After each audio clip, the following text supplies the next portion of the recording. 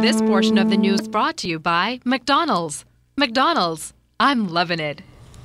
Well, here's a story of triumph and inspiration. 29-year-old Abby Daxon decided that she wouldn't let her sight impairment stop her from realizing her dreams. The enterprising young lady recently sat down with our Jiminy DeSwain to share her story. It's one that will hopefully inspire anyone to remember that they can do anything they want to if they believe in themselves. You wouldn't know it by watching her move around the new offices of the Attorney General on JFK Drive, but Abby Daxon is blind and has been from birth. For Abby, being blind isn't an issue at all. It's just a part of what makes her job experience special. When I got interviewed on my 15th birthday, I always said that I wanted to be a receptionist or a secretary later on in life. I didn't know it was going to land me a job at the Attorney General's office. Daxon was first hired by Attorney General Allison Maynard Gibson while she served as Minister of Financial Services in the first Christie administration. Then she served as a receptionist. According to the AG, hiring Abby was a part of the Prime Minister's commitment to giving opportunities to special Bahamians. Abby Daxon is blind, and that in our country it takes a special person, a special kind of belief to be what she has become.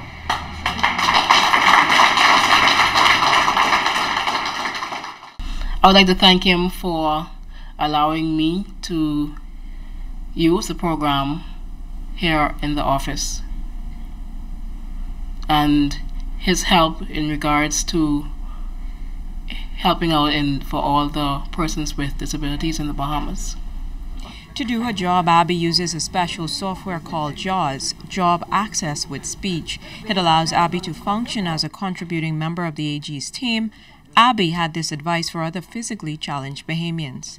I would tell persons to continue to be open-minded, take initiative, be industrious, don't pay attention to what persons may say, but to continue to reach for the stars. The sky is the limit.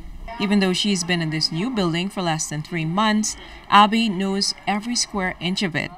Abby on how she gets around. You memorize with steps, and also you try to remember where everyone is situated. But you have no problem finding where you need to go? No, ma'am.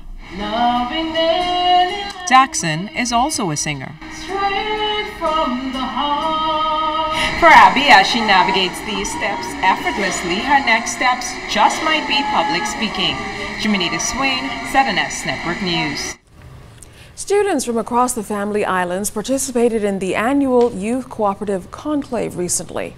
It's an event aimed at bringing young people together to formulate cooperatives with sound business ideas that could improve the country's economic standing.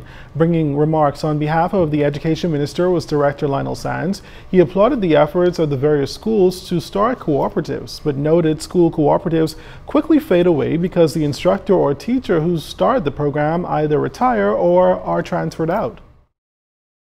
The movement may wish to give consideration to developing a structured program designing a manual with guidelines that can be easily followed by those who succeed, those who retire, resign, or die, to alleviate the problem of the death of the program once the teacher leaves. I'm told that we have the commitment of all credit unions to serve as sponsor to each school, Cooperative assisting you with funding, technical assistance, and mentorship.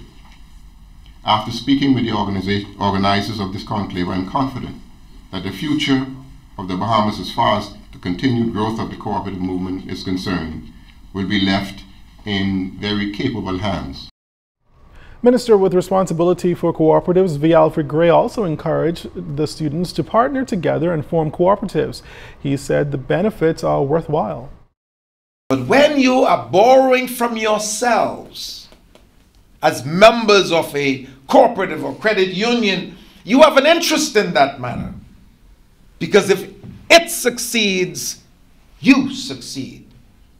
And if it fails, you have failed. In the not too distant tomorrow, you could be as large as or larger than the Bahamas Teachers Credit Union that has monies in the bank of over $179 million. Richer than the government, if you please. But it started with the vision of just a few. On the campus of the College of the Bahamas, several students have been attacked, particularly in the evening hours. MP for Fort Charlotte, Dr. Andre Rollins, says he may have a solution to safeguard the thousands of students who attend the country's largest tertiary institution. Mr. Speaker, as many of us would know, including yourself, as you go abroad, particularly to study in the United States of America, it is commonplace. As a matter of fact, it is expected by the parents of those students that there will be a campus police department. Mr. Speaker, I wish today once again to challenge my government to find the means to invest the resources into the College of the Bahamas through the creation of a branch of the Royal Bahamas Police Force that will result in a dedicated Royal Bahamas Police Force station on the campus of the College of the Bahamas with police officers whose area of responsibility is solely that of the College of the Bahamas. It is not a good thing for parents, particularly parents of children coming from the family islands, to fear for the security of their children as they live alone in the surrounding communities and have to walk early in the morning and late at night to and from their classes. Still to come, Night League basketball highlights. You're watching The Bahamas Tonight. This portion of the news was brought to you by McDonald's. McDonald's, I'm loving it.